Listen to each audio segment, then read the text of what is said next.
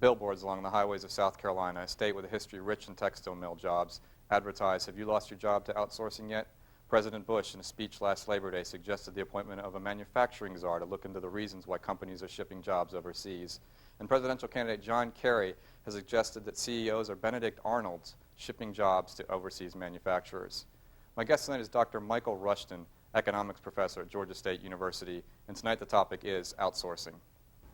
Dr. Rushton, what are the reasons behind these political stances that the politicians have been taking about losing jobs overseas and America's first, keeping jobs here in America?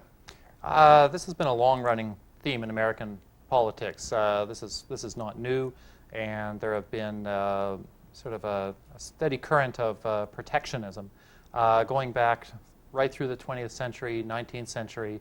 Always this thought that something has to be done about America importing goods or importing services from overseas or other countries, and that somehow Americans are losing from this, and that, well, there ought to be a law. This is neither a Republican or a Democrat issue. We find this through both parties. If we look for the reasons for it, I think there's two. I think we could say there's two main reasons for this kind of political thought. One is that when some people lose their jobs, like say some South Carolina textile workers or something like that, and the idea is, well, the reason they've lost their jobs is because we import the kind of things they used to make. It makes the news. It makes an NPR story that, you know, here's these people, they've been laid off, this is terrible for them, what else are they going to do, where are they going to find jobs, and there's a lot of hardship that has hit those people directly. The gains from trade, the good things that international trade brings us and a more open trading system brings us are out there but are never quite so concentrated. And so the gradual rising incomes that we find for Americans and people of other countries over all the decades and falling prices of different goods and so on, that's all there, and it's all raising our living standards. But it's not that newsworthy, right? Because it's not so concentrated on a few people. So I think politics and political campaigns tend to look at, you know, what's really going to capture people. And that's one reason I think they tend to focus on these lost jobs. The other reason, the other kind of reason where I think this political stance comes from is it's not just political manipulation, but there are many people out there, and it's a general public sentiment, that there is something wrong with imports, whether it be importing goods directly or now outsourcing of different kinds of services like call centers or IT support and things like that that's been in the news so much. And if most of the public actually thinks, yeah, there's got to be some bad economics here, this is not good for the country, somebody ought to do something, there ought to be a law, the politicians will follow that. This is tough for an economist because the economics profession over the past 200 years has been trying to persuade people of all nations that free international trade, imports and exports between different countries, increase our living standards. In fact, increase the living standards of everybody. And maybe we economists haven't done that good a job of explaining it because it hasn't really caught the public mind. There's still this idea that, no, there's something wrong here. We're losing when we import goods and services from other countries. Could you talk a little bit more about the benefits to Americans of outsourcing specifically? Sure. The benefits are outsourcing. If we think about outsourcing in terms of having people in foreign countries do particular services or perhaps manufacture some components of goods that are then shipped here, it's the same as importing any kind of good, as outsourcing is not really different from other kinds of international trade when we import any sort of good. The benefits that come from this are that it allows each country around the world to produce the kinds of things that they can do most efficiently, right? At the sort of lowest opportunity cost in terms of resources used up and what's being produced. And so if all the different countries in the world can specialize according to the different sorts of advantages they have and then trade with each other, That raises every country's income beyond what we would have if each country tried to produce everything that they consumed on their own. If each country built sort of big walls around itself and said, look, everything that we consume here, we're going to produce here. An analogy I like to give is just to think of an ordinary household. When we go to work, think of your household like a country. Think of your household as if it's one single country. When you go to work, that's like exports, right? You're exporting your labor to your employer, right? That's your big export industry as you go out and work.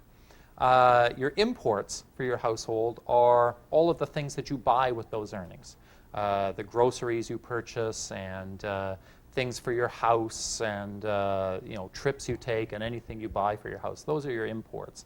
And so we export our labor and we buy all these goods. Those are our imports. Now think about how much better off you are living like that than if you tried to live completely cut off from the rest of the economy, where you said, all right, I'm going to try to produce everything I consume on my own. I'm going to build my own house. I'm going to grow my own food. I'm going to make my own clothes. And I'm just not going to interact with anybody else. That'd be crazy, of course, right? We'd all be dreadfully poor if we tried to do that.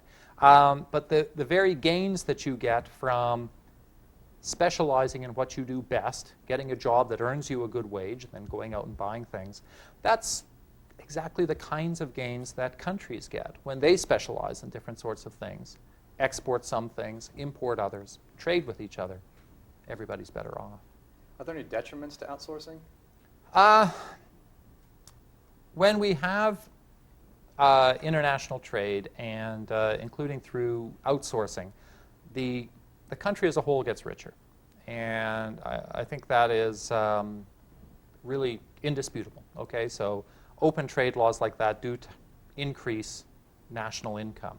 But just because national income goes up, that doesn't mean that every single individual income goes up. And so people who have invested heavily in a particular industry, either through building factories in it or through investing a lot of their career in it, if they're workers in that industry, and they find that, our firm is just not competitive anymore because there are foreign firms who can produce these goods more cheaply, those people have lost. Right? They've taken a real hit. So if you own a textile mill and you find that due to various international cost pressures, your mill just isn't competitive anymore, well, you've lost some money. And if you've invested your career in that mill and you get laid off, you're in bad shape, right? You're going to have trouble getting another job. So you do get those losses to individuals. As I say, the country as a whole gets richer. Doesn't mean each individual person gets richer. And you are going to have some people who are left worse off. Won't get into the technical details here, but our general result is that the gains from international trade are spread across all people in the economy, all consumers in the economy, through lower prices and thus a higher standard of living. But there's always going to be particular people who find just the dynamics of the economy leave them somewhat worse off. Does outsourcing create lower wages for American workers? No, it doesn't. Again, I'm going to relate outsourcing just to international trade generally, just because it is a part of that. American standard of living, American wages depend on our productivity. Okay, and what economists mean by productivity is how much stuff can the average worker produce, right? In terms of how many goods and services and their value can our workers produce, right? We can't be any richer than our productivity, but neither will we be any poorer. That determines our income, all right? Having international trade and saying, right, we're going to use our resources here in America, our labor resources, our human resources, plus all of our capital and our natural resources and so on, we're going to use them in the most efficient ways possible, right, to produce those goods and services where we really have advantages. And we'll import the other stuff. Right? We'll let other countries produce other goods, but we're going to produce those things where sort of market prices say that this is the highest value things we can produce. That is what is going to determine how well off we are, the kinds of wages we earn through that productivity. So preventing outsourcing and preventing imports of different goods is essentially saying within this country, okay, we're not actually going to produce those things we're more effective at, but rather we're going to try to protect all jobs in every industry, even if it looked like it was going to be fading away in this country. That lowers our productivity. It means that we're using our resources in less productive ways than would otherwise be happening, and that lowers our incomes. All right? So engaging in trade, letting our economy specialize in those things we're going to be best at, is going to increase the real value of our wages, not decrease them. Then what role should the U.S. government play in outsourcing? I think the role should be not to have any particular policy regarding outsourcing. I don't think that this is something where the U.S. government should be saying, look, something ought to be done. We ought to be, setting up policies that try to affect companies' decisions regarding this. But instead, this really is something best to say, look, in terms of these kinds of decisions, what kinds of services should be outsourced, what kinds of things should we do here, really should be left to the market. That doesn't mean government shouldn't do anything. I think there are two kinds of policies governments can pursue that would benefit the economy overall in terms of outsourcing. One is to continue to engage in multilateral negotiations with other countries through the World Trade Agreement to try to lower barriers on international trade. So, in fact, this is the exact opposite of trying to do something about outsourcing, but instead trying to get all countries of the world to agree, look, let's stop interfering with these kinds of things and we can all be better off. The second kind of thing the U.S. government can do relates to something we said earlier, which is that because of the dynamics of international trade, there's going to be cases where sometimes some people in the economy are hit pretty hard. Right? There's no denying that. People get laid off, they've spent a lot of years in a company, and they suddenly find they have no job. It is important, and I think any economist who advocates free trade, including in outsourcing, would agree that you want to have policies in place that help these workers who sometimes hit hardships through this dynamic economy, that there is a safety net there for them. That they don't find themselves in some catastrophic position without any kinds of benefits, without any means of looking for alternative sources of income or alternative kinds of careers and so on. That's important, and it's important to have those kind of policies in place. They don't need to be specifically about international trade, because your country can have policies about helping workers in transition that helps all workers who've suddenly found themselves laid off, and it might just be due to technological change rather than trade. These kinds of things are a good idea, but that's also something I think you want to have in place. Okay, we have a phone call. Good evening, you're on People in Politics. All right, Dr. Rushton, do you mean then to say that this issue should be off the table in the current political presidential campaign that we are engaged in this country right now? I think yes. I don't think that it is going to be productive to have this as an issue on the table, because you would end up with the two parties. Again, there's always a sort of a push in political campaigns that, well, something ought to be done. And I think if this issue were on the table, you would have the two parties competing over who would do the most about something where really a hands-off policy is going to serve the American people better. Well, since it's on the table and it's probably not likely to go anywhere, what do you think, which candidate do you think more accurately represents the viewpoint of what's best for the country?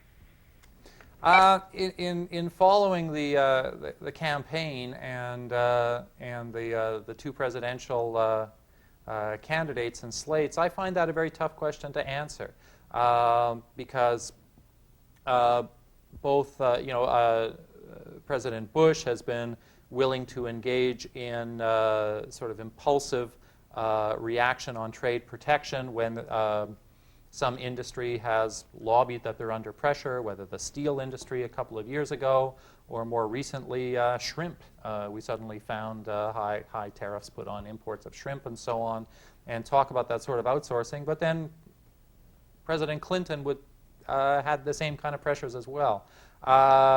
Candidate John Kerry, hard to really say. I mean, he has talked about this issue, and I believe when he made the reference to the Benedict Arnold companies, he was referring to an aspect of the U.S. tax code that seemed to encourage outsourcing rather than being neutral about it. And just as I would argue that we shouldn't have policies that actively discourage outsourcing, I would certainly have to agree that neither would you want policies that actively encourage it. Rather, the tax system should be neutral in this particular issue. Good evening, you're on People in Politics. Yeah, you come right into the question that I have for you. Could you speak up a little bit, please, for me, caller? I said hello? Yeah, turn your TV down and speak up a little bit, if you would, please. All right.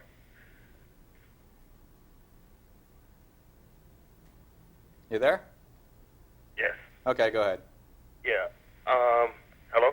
We got you. What I was asking was, you cut right into the question I had. I was going to ask you, wouldn't it be better to tax actual imports from companies that outsource, so that there would be an even kill of funds coming in to support those individuals, as you said, have government programs set up to support the people who lost jobs? Wouldn't it be better to have a tax on a high tax on the actual importation of goods, so that that would be available to those individuals who have lost jobs due to lack of productivity for whatever service they were working for at the time? I guess. Yeah, that's a good question. To answer that, in terms of having a policy in place that's going to help people who've been laid off from their jobs or who are in declining industries, there's no free lunches. And so funds do have to be raised to pay for these kind of things. And especially when the U.S. government is running,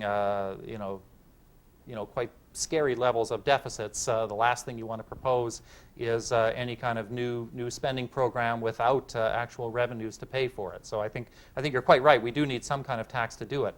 I wouldn't go with a tax on imports because, again, you're kind of, in doing so, you're saying, okay, let's try to reduce the amount of trade we do. Don't forget that by reducing the amount of imports we have, we're also going to be reducing the number of exports we have. It's not like there's, our exports would just continue on along at the same level while reducing imports. You'd be encouraging just more domestic production for domestic consumption, shutting ourselves off from the rest of the world, and I don't think that's going to be helpful to our economy at all. Best to fund this through the kinds of big general revenue sources we have. We have a personal income tax, we have a corporate income tax, and these are really your better sources, these main general funds here to fund that kind of program, but I would be against a general tax on imports. Good evening, you're on People in Politics. Yes. Can you hear me okay? Yeah, fine, thank you. I want to ask your guest, my concern is in outsourcing that these companies, corporations, let's say take Nike, for example, sneakers. Well, they'll go over there and maybe say let them make them over in Taiwan, but they'll come back to America and sell them for an expensive price. You could feel a little bit better about outsourcing if they would do and let the price that consumers pay in America reflect their cheap rates that they're getting. But my question is that true? Are there any cases? Do you feel that most of the cases we are getting cheaper goods and quality goods? What about that? Yeah, I think we do get less expensive goods in the long run simply because of competition between different firms. Running shoe companies can't just charge any old price they want for their shoes because they have to compete with other companies. And in looking for different places around the world to make these goods, essentially they're searching for the lowest cost possible ways to make these. And if you look at a lot of the goods that we purchase, electronic goods, manufactured goods, and so on, you've seen the real prices of these things come way down. An interesting thing to think about in these goods also is that even though we talk about outsourcing and say something is made in Taiwan or made in China, in fact it's very few goods that are actually made in one place anymore. Instead you have different materials of goods produced in all sorts of different countries, partly assembled in one place, further assembly happens in another country and so on. And so even trying to identify one particular country where a good has been made has become almost impossible. Any automobile that you buy now is going to have lots of countries involved, both in making the components and assembling the cars. And this is all for the good, because again, you're getting specialization by different countries in different kinds of things that they do well. If you take even, say, the jacket I'm wearing right now, you know, the wool might have been produced in one particular country, and then the fabric in another, and then the stitching in another, and so on. This is all for the good, because it means different countries are all able to contribute and specialize in the kinds of things they do well, and we get good prices. During the last 30 years in the past, we've seen low-skilled manufacturing jobs going overseas, but more recently we've been seeing high-skilled jobs going overseas. Should we discriminate between low-skilled jobs and high-skilled jobs being outsourced? I don't think we should discriminate between the two. If we, in fact, it's not, although we have seen some higher wage jobs now being done in other countries, in fact, that's not the general trend.